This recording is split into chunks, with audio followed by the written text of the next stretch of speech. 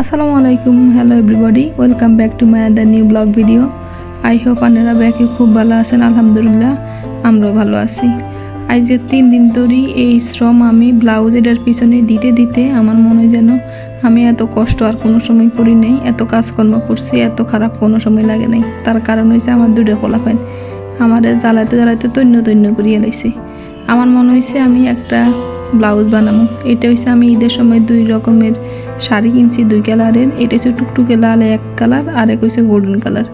কেনার পরে যখন ব্লাউজ বানাইতাম দিছি টেইলার বাইর কাছে, টেইলার বাইকে ব্লাউজ হইতো না। তারপর করে শালা দ্বারা আমি নিজেই বানাইতে গেছি, দেখি আসলে হইতো না। হরের দোনো শাড়িতে ব্লাউজ পিস কাইটে ব্লাউজ এটা তৈরি করলাম জোড়াতালি দিয়ে। এরপর মনে হলো একটু হাতের কাজ করি, তাইলে মনে একটু ভালো লাগবো। করার পর দেখি আসলে আমার কাছে তো সুন্দর লাগছে। আপনাদের কাছে কেমন লাগছে অবশ্যই কিন্তু আমার কমেন্ট করে জানাবেন। এক হাতে কাজ করার পর আর সময় পাই না, আর বিরক্ত লাগিয়ে গেছে এটা করতে করতে। এরপর কই থাক, এটা শাড়ি দিয়ে ডাইকা পরিয়ে এলাম, কেউ দেখবো না বুঝবো না। এরপর দেখি একটু করার পর ভালো লাগে, পরে আর করি নেই। আবার যখন সময় হইব তখন করুন। এর আগে ভিডিওটা করে নিলাম, কেমন হইলো আপনারা কিন্তু অবশ্যই আমার কমেন্টের মাধ্যমে জানাইবেন। তাইলে আমি আরও নতুন বাসাত বইয়ে কী কাম করি ওই আপনাদের শেয়ার করুন।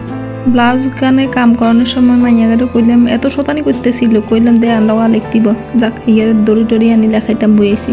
এই হাঁকে দিয়ে আর হলা করতে চান না। কি অবস্থা, আরে মজান বাপ মা নাই, এতিম চাইয়ে উঠি ঘুম যাই গেছে। ইয়ানে ওই যে পেন্সিল গেলে আগে বইছে, কারণ হলা করতে বইছিল, ঘুমাই গেছে। কি আর করবো, শতানি হিয়ারও ঘুমানি দে হলা করানোর সময়।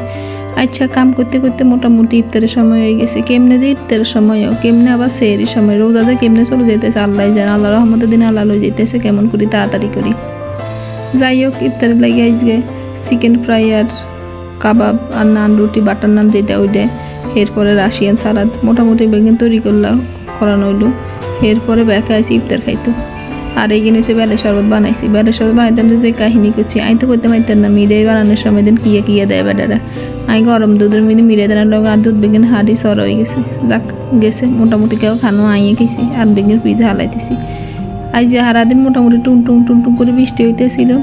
বৃষ্টি অনের হরে সন্ধ্যের দিকে ইফতার কনের হরে এত টায়ার লাগতেছিল, একখানা শুয়েছিলাম। সোনের হরে বারে আইসে দিন কি সুন্দর বাতাস রে, কি যে ভালো লাগে। আর এত ঘুমাইছে মন তো যায়নি হতে যাই সান্না, কি সুন্দর হয়ে রয়েছে পুরা বাংলোর গাছপালা বেগিন। সেদিন আবার বাইরে সব পরিষ্কার করছে, গাছগুলি কাটছে। এই যে কি সুন্দর লাগে না। এই যে কচু, এটারে কি একে জানি, কচু কলা ফুল না কলাবতী ফুল কমানো, এই কলাবতী ফুল এগুলো উঠছে কি সুন্দর করে। তুলসী গাছ একেবারে পক্ষ করেছে, কান্না কেউ নয়। আর যেন অসুখ বিসুখ হইব তখন কিন্তু তুলসী এটা থাকতো না আঙ্গ বাসাত। এই তো যাই হোক, কানা আনলাম আশেপাশে, খুব ভালো লাগতেছিল।